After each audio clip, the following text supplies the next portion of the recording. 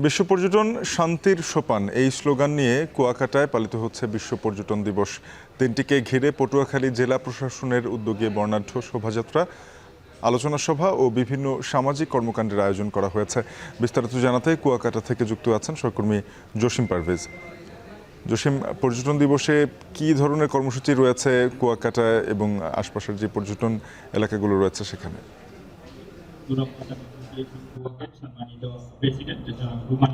শাফিন, আপনি যথার্থই বলেছেন। বিশ্ব পর্যটন শান্তির সোপান এই স্লোগান নিয়েই কিন্তু পালিত হচ্ছে জেলা প্রশাসনের উদ্যোগে পর্যটন কেন্দ্র কুয়াকাটায়।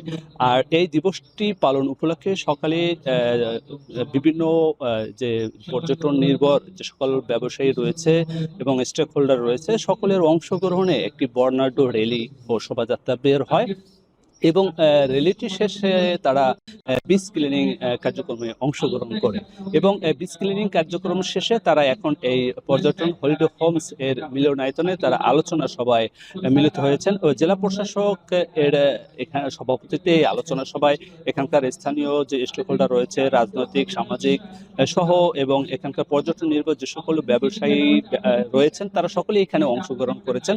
তাদেরকে পর্যটকদের সেবা নিশ্চিতে এবং সেবা দানের জন্য যে সকল বিষয়কে মাথায় রেখে ভবিষ্যৎ পথ চলতে হবে সে বিষয়ে দিক নির্দেশনা দেওয়া হচ্ছে এখানে বসেই।